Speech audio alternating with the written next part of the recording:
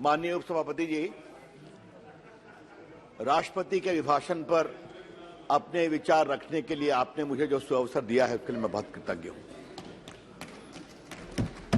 महामहिम राष्ट्रपति का अभिभाषण, माननीय उपसभापति जी, एक संवैधानिक मर्यादा है, एक बहुत ही गहन संसदीय परंपरा है और 75 साल में यह परंपरा बहुत स्थापित हुई है। हम सभी अपनी बातें कहते हैं, लेकिन उसके मर्यादा का सम्मान भी होना चाहिए। ठीक है, लोगों को अपनी बात कहनी चाहिए, हम भी अपनी बात कहेंगे। कल मैं कांग्रेस के सम्मानित नेता राहुल गांधी को सुन रहा था। टिप्पणी थी, कुछ पीड़ा भी थी, कुछ क्लेश भी था, कुछ गुस्सा भी था, कुछ हताशा भी थी। उन्होंने कहा कि मैं हजारों किलोमीटर चलकर आया हूं और लोगों से मिला हूं और उनकी हमने आवाज सुनी है। माननीय उपसभापति जी, आपका भी बहुत लंबा राजनीतिक जीवन है, यात्रा हम सभी करते हैं।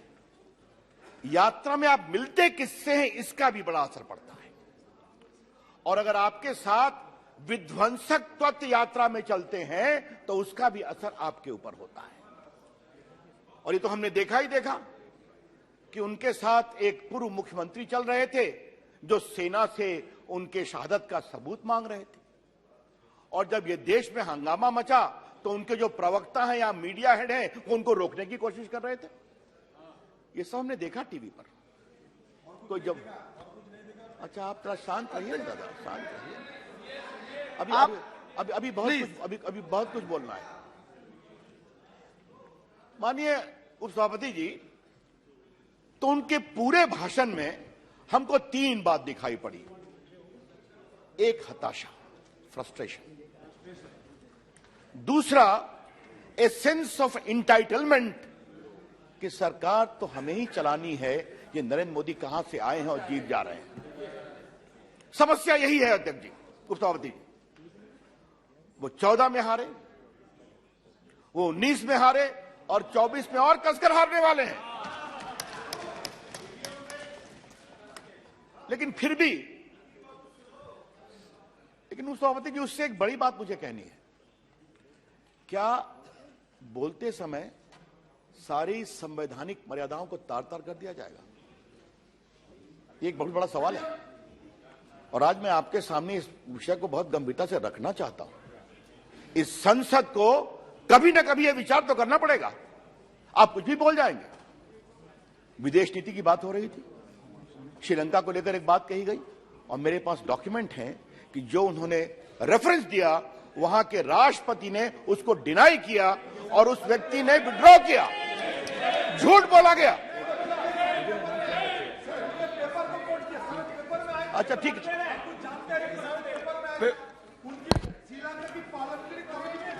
अच्छा ठीक है बाबा, अरे मेरे पास ट्वीट भी है, हम डॉक्यूमेंट लेके आए। अधीर बाबू शांति से बैठिए आप। नहीं, अभी हम नहीं है, चिंता मत करिए आप, चलिए, हम पार्टी के कार्यकर्ता हैं। तो मेरा कहना अध्यक्ष जी एक है कि आप विदेश नीति की बात बोलते हैं और बोलते हैं तो आप कोर्ट करते हैं एक पर्टिकुलर अधिकारी को।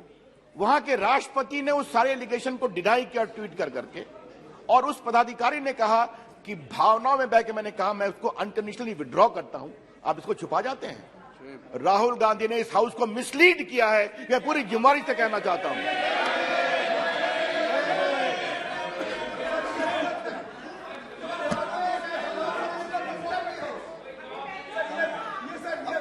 Please carry on.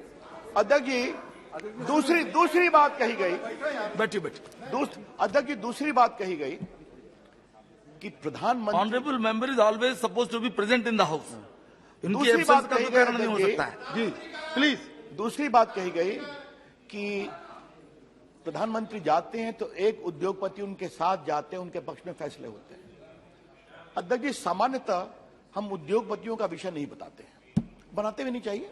सरकार को मदद करनी चाहिए, आपकी सरकार हो हमारी सरकार हो। लेकिन बहुत कहा गया तो आज मुझे कुछ रिकॉर्ड को साफ करना पड़ेगा। अध्यक्ष जी, ये बताइए 2008 में Adani purchases Bunio coal mines in Indonesia as its first overseas purchase. 2008 में किसकी सरकार थी? उनकी सरकार थी, मनमोहन सिंह की सरकार थी। 2010 UPA rule, Advani group acquired the Carmichael mine in Australia. किसकी सरकार थी? आपकी सरकार थी। 2010 UPA rule, Adani announced a 1.65 billion deal with the Indonesian government for setting up rail and port infrastructure. 2010 में अधीर बाबू आपकी सरकार थी ना? अच्छा, आपनी बोशन नहीं अभी कैसे बोलेंगे? अच्छा ठीक, बैठिए आप केवल चेयर मान्य, केवल चेयर प्लीज। 2011 में यूपीए रूल में अडानी बाइज गदेली mine and Abbot Point port in Australia. तो सर क्या हम मान के चलें कि मनमोहन सिंह जी ऑस्ट्रेलिया जा रहे थे और इनको खदान मिल रही थी? क्या मतलब है इसका? भारत के उद्यमी बाहर जाकर काम करे, ये तो अच्छी बात है ना। मुझे मालूम है सर उनको परेशानी होती है कि नरेंद्र मोदी की अगुवाई में भारत की इकोनॉमी दुनिया की 5वीं इकोनॉमी बन गई है, यह उनको परेशानी होती है इंग्लैंड को छोड़कर, तो वो पूरी खुंदक। और दूसरी बात है सर, नरेंद्र मोदी की अगुवाई में आज भारत में मेड इन इंडिया वेपन बनते हैं, और वेपन बनते हैं तो 14,000 करोड़ का एक्सपोर्ट हो रहा है, और कमीशन डील व्हील बंद हो गया है। तो उनकी परेशानी होती है सर, क्योंकि उनकी सरकार में तो जब देखिए तो डील है, उसमें व्हील है और फिर कमीशन है, और मामा है सर। हाँ मामा भी, मामा पर बहुत बोलना है अभी, मुझे बहुत बोलना है, मामा पर काफी बोलना है।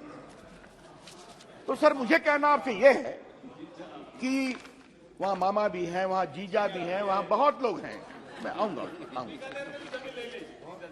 सर तीसरी बात मुझे कहनी है, इंग्लैंड ही नहीं सर, अब जरा देखा जाए इनका हिसाब।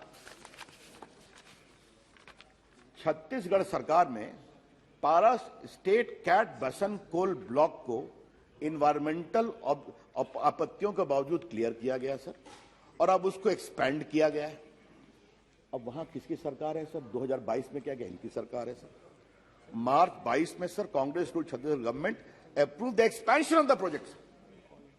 अब राजस्थान देखिए सर, यहां तो और जोरदार है सर, 65,000 करोड़ का पूंजी निवेश अडानी ग्रुप आने 5-7 वर्षों में करने जा रहे हैं।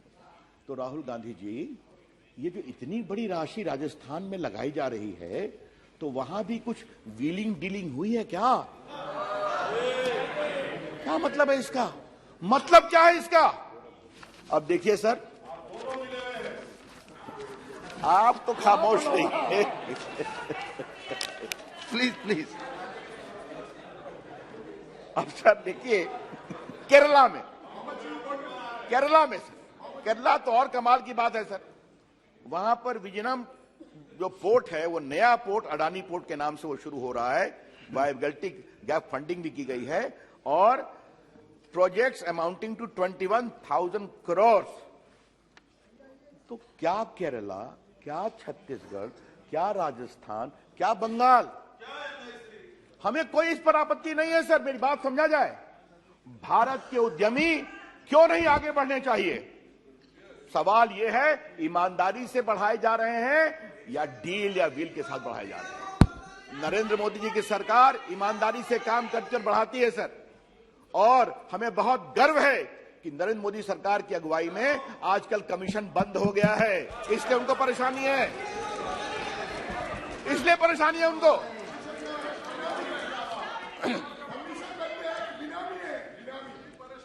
सर मुझे तो इसलिए सर अब थोड़ा मामा की बात कर ही ली जाए सर। थोड़ा बोफोर्स वगैरह के मुझे विस्तार से देखने का अवसर मिला था, और 2G घोटाला, चाहे बाकी घोटाले, कोल घोटाला, ये सब देखने का अवसर मुझे मिला था सर, विपक्ष के रूप में भी और 2 विभागों के मंत्री के रूप में भी सर। तो उन्होंने क्या क्या किया हम सबको मालूम है। लेकिन सर इन सभी घोटालों में जिस घोटाले ने मुझे सबसे अधिक प्रभावित किया सर, वो है बोफोर्स सर, क्योंकि बोफोर्स तो एक तो भारत की सुरक्षा का मामला था, और क्या मामा जी की सेवा की गई सर। भ्रष्टाचार के इतिहास में मामा जी के प्रति किए गए योगदान को हमेशा याद किया जाएगा।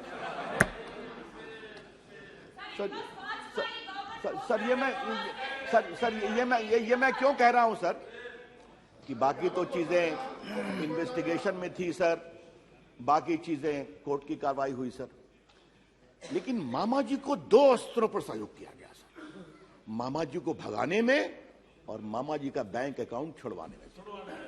ये कमाल हुआ सर। अब आपको बताता हूं सर, मामा जी के खिलाफ कार्रवाई हुई तो मामा जी यहां से भाग गए। कोतरोकी नहीं। अब कोतरोकी जी सर बार बार उनका परिवार और इनका परिवार खूब खेलना मिलना जुलना, ये सब रिकॉर्ड भरे हुए हैं मेरे पास सर। मैं बोल रहा हूं, जिम्मेदारी से बोल रहा हूं, लेकिन सर मैं इसको कंफर्म कर रहा हूं सर, जिस तरह से उनकी सरकार ने मदद की सर। कोतरोकी साहब भागे, कोलालमपुर में अपील लेट फाइल किया गया, वहां से चले गए अर्जेंटीना सर, वहां भी कार्रवाई में देर किया गया, फिर वो भाग करके इटली चले गए। तो सर वो भाग गए इटली। रूडी जी, इटली काफी सुरक्षित जगह है परिवार के लिए, मालूम है ना आपको? हाँ, काफी सुरक्षित जगह है। लेकिन सर सबसे तो शर्मनाक बात हुई सर कि लंदन में जो कमीशन का पैसा था सर, वो बैंक अकाउंट में जमा था, और जमा था तो वो ब्रिटिश सरकार ने उसको इंपाउंड कर रखा था। उस समय के कानून मंत्री ने भारत सरकार के एडिशनल दत्ता साहब को लंदन भेजा और क्या कहा, ये मैं जरा आपके सामने रखना चाहता हूं, थोड़ा सा ये लोग भी सुने तो बड़ा अच्छा लगेगा कि उसमें उन्होंने कहा, सर कमाल की बात है सर। अरे आप तो ज्यादा क्या हम आपको बोले, चलिए।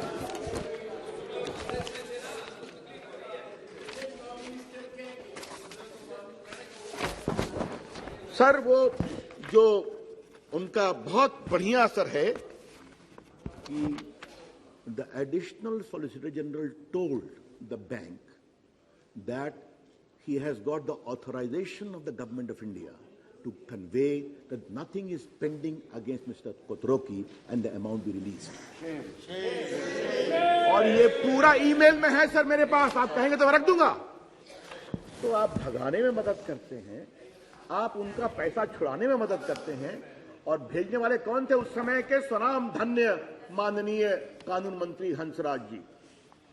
मैं सब सदन के सामने बोल रहा हूं। तो सर ये इनकी सर क्या, एंड सर एक बात मैंने कल हल्के से कहा था, यह आरोप किसने लगाया? जो खुद भ्रष्टाचार के केस में बेल पर है, वो लगा रहा है। उनकी माताजी बेल पर हैं और उनके बहनोई साहब बेल पर हैं। और वो केस क्या है? वो केस है कि 50 लाख में आपने 5,000 करोड़ की प्रॉपर्टी हथिया ली। ये सही बात बोल रहे हैं। और सर और ये सर मैं बोल रहा हूं नेशनल हेराल्ड के मामले में सर, नेशनल हेराल्ड, अरे आप ट्रायल फेस कर रहे हैं, छोड़िए सर नेशनल हेराल्ड के मामले में सर आप ध्यान रखें सर कि एक आजादी के आंदोलन का अखबार था, उसके शेयर गोविंद वल्लभ पंत, नेहरू जी, टंडन जी सब लोग रखे थे सर। एक रात उसके सारे को बेच दिया गया यंग इंडिया को। यंग इंडिया के ओनर कौन कौन थे? माता जी और पुत्र जी और मोतीलाल वोरा जी सर। और उसको जो 90 करोड़ रुपया लोन दिया गया था कांग्रेस पार्टी के द्वारा, यहां पर आया तो उस लोन को राइट ऑफ कर दिया गया। और क्या मतलब हुआ कि राहुल जी और उनकी माता जी के कंट्रोलिंग शेयर के यंग इंडिया को मुंबई, दिल्ली, लखनऊ, पटना और चंडीगढ़ की भारी प्रॉपर्टी मिल गई। ये है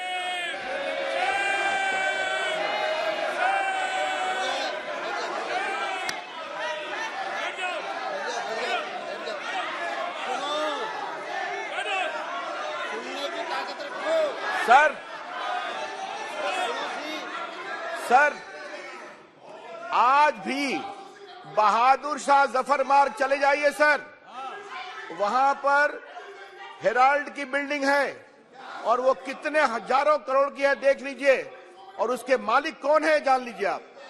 और सर मैं इसलिए नहीं कह रहा हूं एक केस हुआ, केस में सर कॉग्निजेंस हुआ, ये क्वाशिंग में गए, हाई कोर्ट गए, सुप्रीम कोर्ट गए, रिजेक्ट हुआ, इनको बेल लेना पड़ा और ट्रायल फेस कर रहे हैं।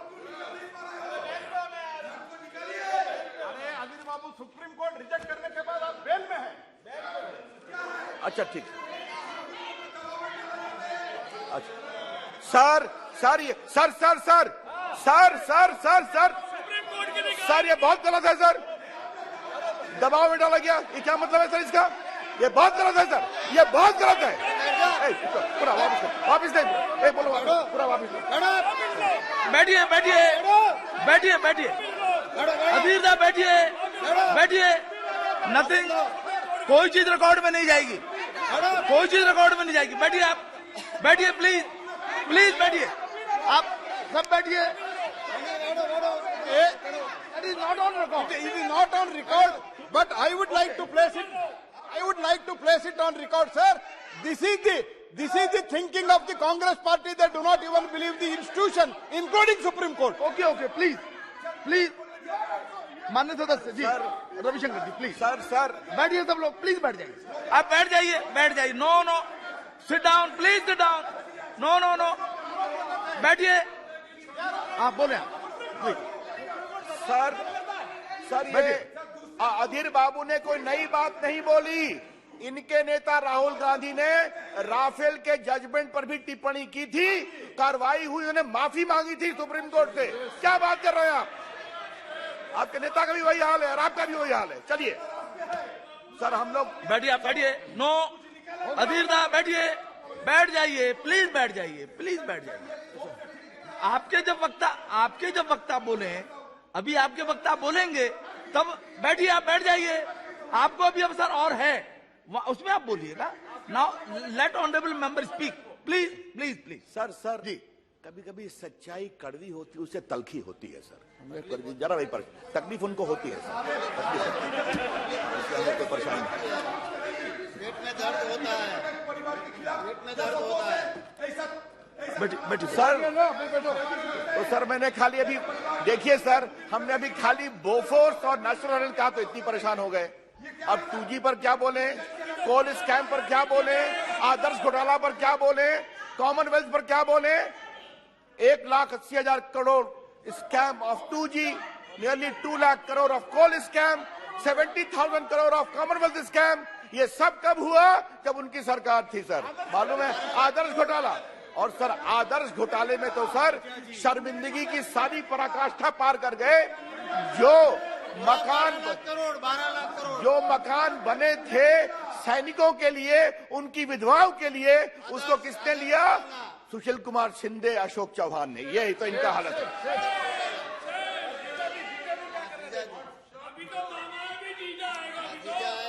सर। अब मैंने मामा जी की कहानी कुछ कही, अब मैं जीजा जी पर आता हूं सर। सर कल मैं बहुत सुन रहा था, Narendra Modi government was facilitating mister Adani. हाँ सर, फैसिलिटेशन क्या होता है सर? उसकी कहानी जरा सुनिए सर आप।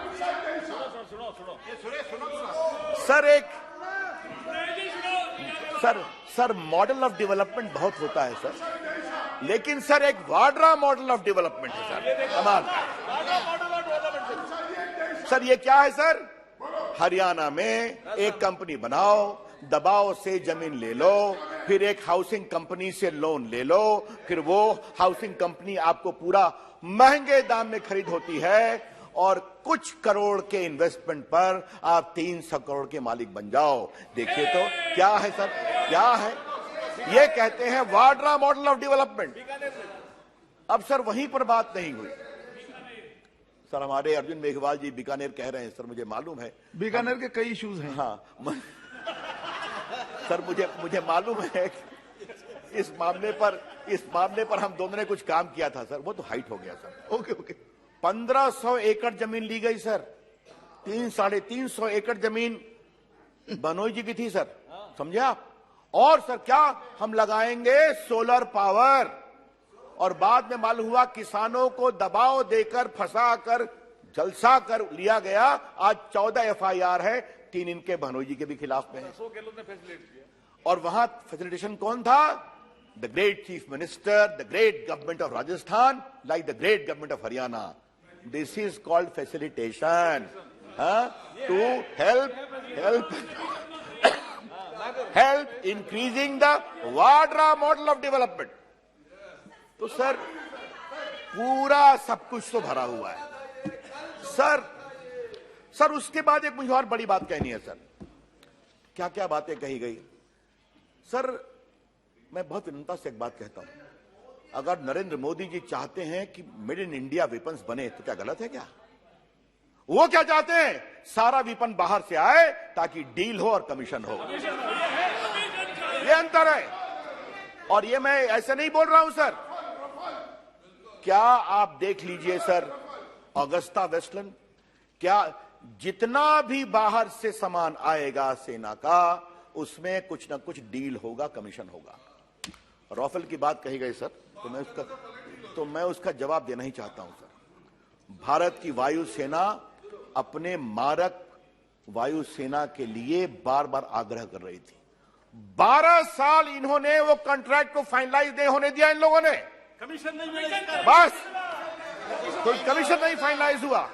मुझे गर्व है हमारे प्रधानमंत्री पर. प्रधानमंत्री बने और देश की सुरक्षा के लिए उन्होंने राफेल को इंकरेज किया.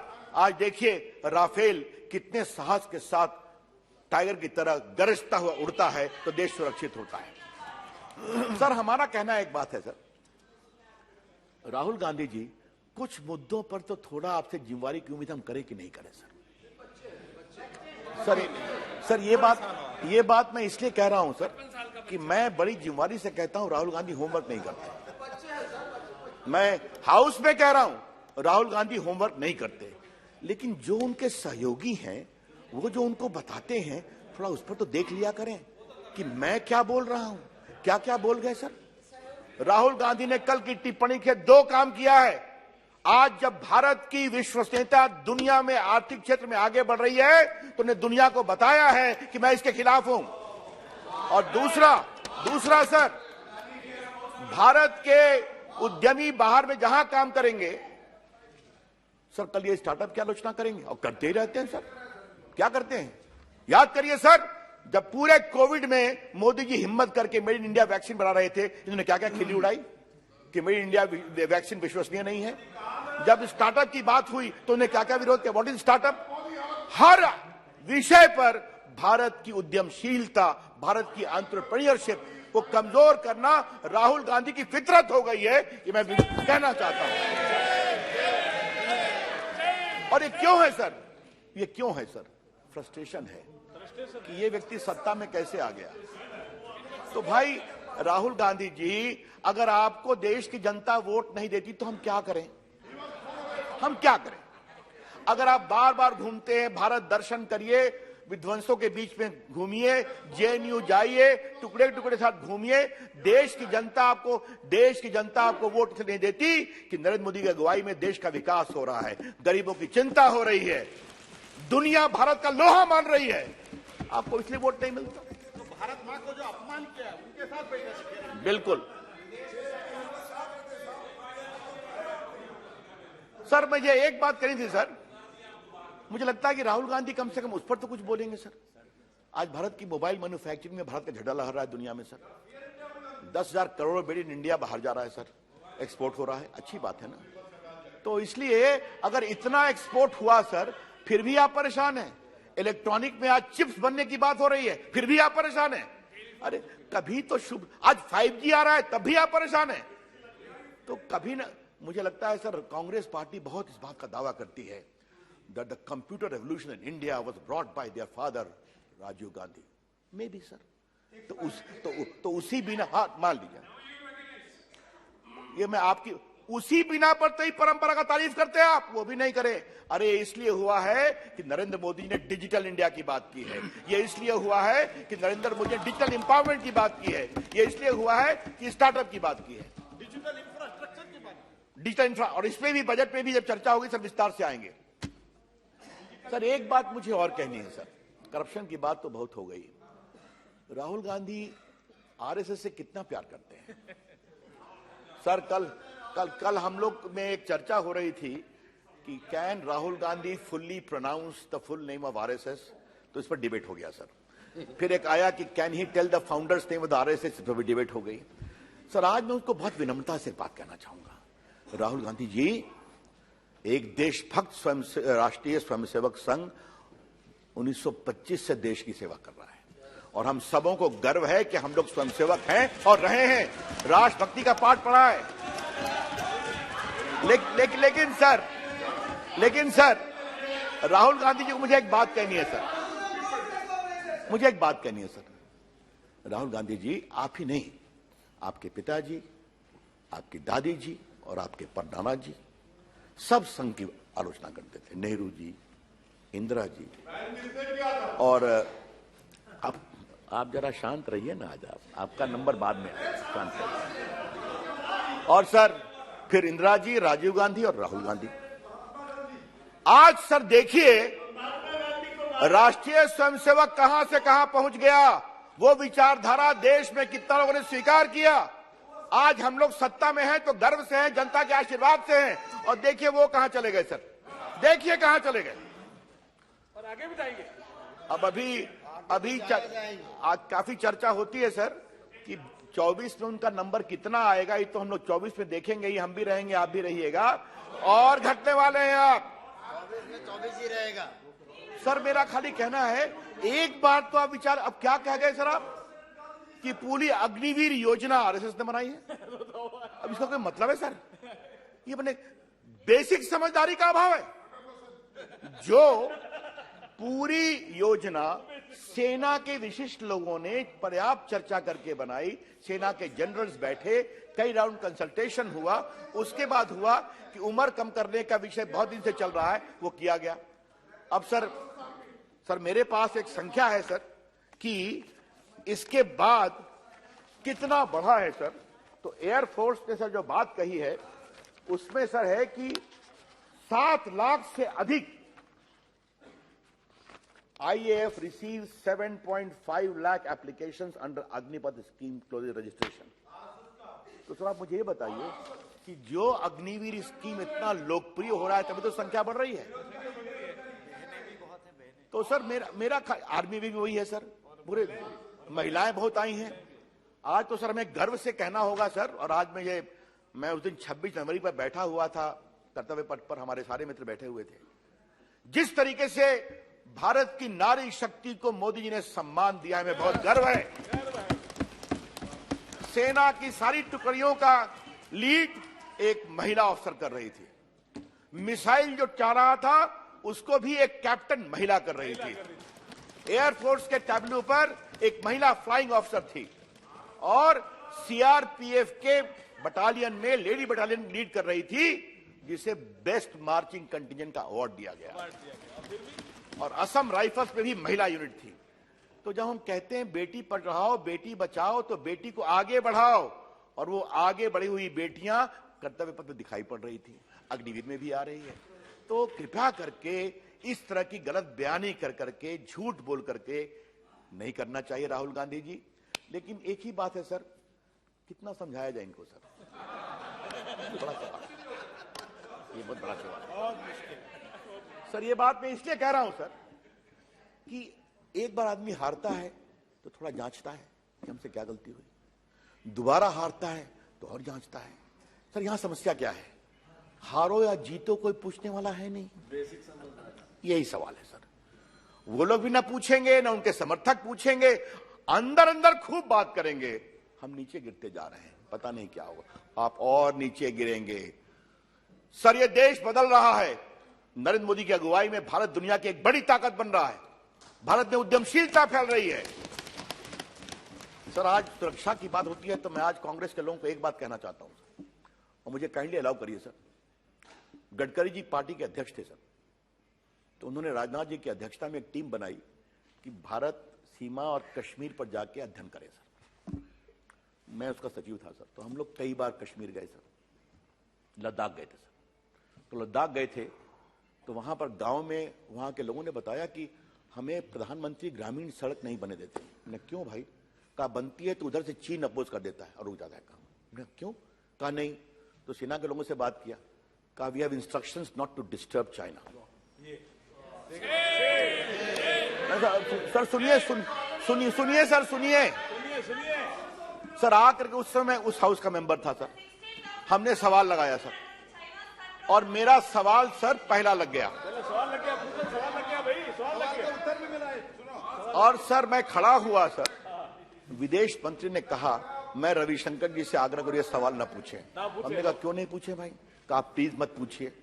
उस समय हामिद अंसारी उपराष्ट्रपति थे, आधा घंटा बहस चली, कहा रवि जी छोड़ दीजिए, छोड़ दीजिए। हमने कहा क्या बात है मामला? मालूम हुआ कि उनकी ऑफिशियल लाइन थी कि हमें इंफ्रास्ट्रक्चर बनाकर चीन को गुस्सा नहीं देना है। ये उनके स्टेटमेंट है AK एंथोनी के हाउस में। और सर ये आज की स्थिति है कि नरेंद्र मोदी की अगुवाई में सर लद्दाख से लेकर अरुणाचल तक सारी सड़क बन गई है, सारे पुल बन गए हैं। सर एक बात बताऊं सर,